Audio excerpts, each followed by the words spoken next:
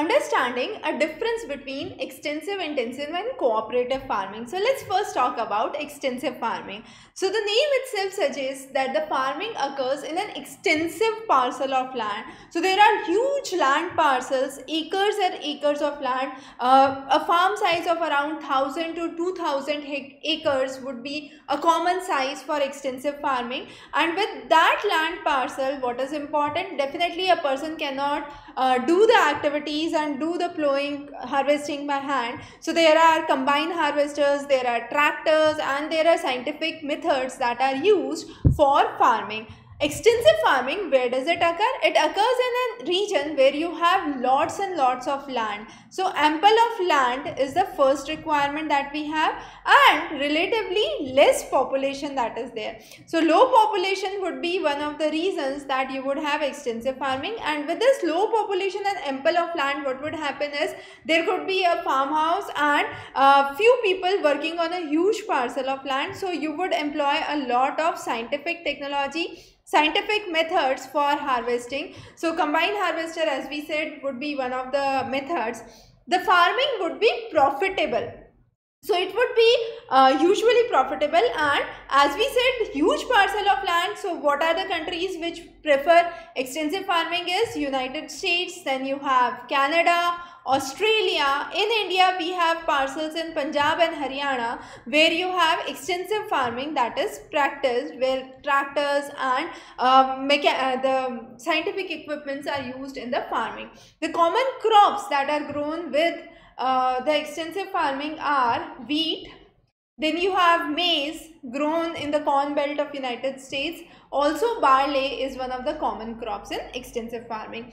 Coming next to intensive farming. What does it mean by intensive farming? There are small parcels of land, and since the parcels of land are small, what would happen? Tractors cannot work on it. So small land, you would have lots of fertilizers, pesticides that are being used. The land is actually expensive. You have lot of high yielding variety seeds that are being used in order to have higher production in the region, and also various practices like multiple cropping, crop rotation. 1 year you have one crop, then you have another crop, one season one crop, second season second crop, and so on.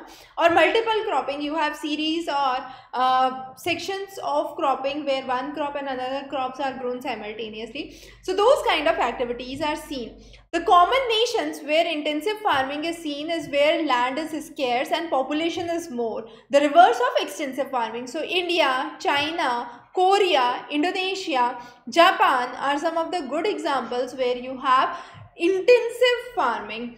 Intensive farming in India is usually seen along the coastal area, highly densely populated areas, for example, regions of Uttar Pradesh along the Indo-Gangetic river plains. Then you have the Brahmaputra Valley of Assam. Also, there is one major issue in intensive farming. You have a piece of land and few people working on it. Let's say the next generation you have more hands to work on it. So the land parcels further get divided into smaller parts. And when the land parcels get divided into smaller parts, what would happen? There is further reduced use of scientific methods. No use of tractors, harvesters can be done, and only mechanical or human held ways of farming can be done. So that is an idea behind intensive farming. The crops that are grown with intensive farming are wheat, rice, cotton, sugarcane as some of the common crops. Now a revised version of intensive, what we would see is a cooperative farming. What happens in a cooperative farming? All the individual farmers combine their land parcels into one big parcel. Each of the land parcel is being individually held, but the whole of the activities in the combined region is being done together. Now since the activities are being done together, tractors could be used, scientific equipments could be used, the inputs could be brought at a bulk price, so there is reduced cost of procuring the inputs, and then there is division of labor. Also, the income that is being obtained is divided among everyone. So farmers have their right to the land, but all the efforts that are being put are mutually between all the farmers, and they pool in all the resources. It can be livestock, it can be land, it can be the implements, the methods they are using for farming, and all of those would be managed under a single unit or a single management, and that is what is known as co-op or cooperative farming. Another important way where people combine their land parcels and work together on that single patch of land, considering that to be one unit, where the cost is significantly reduced.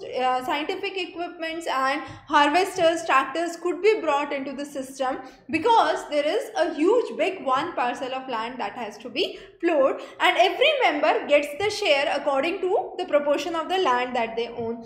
So that is the idea behind cooperative farming. In this section, we have understood what is intensive farming, intensive agriculture, extensive agriculture, and cooperative agriculture.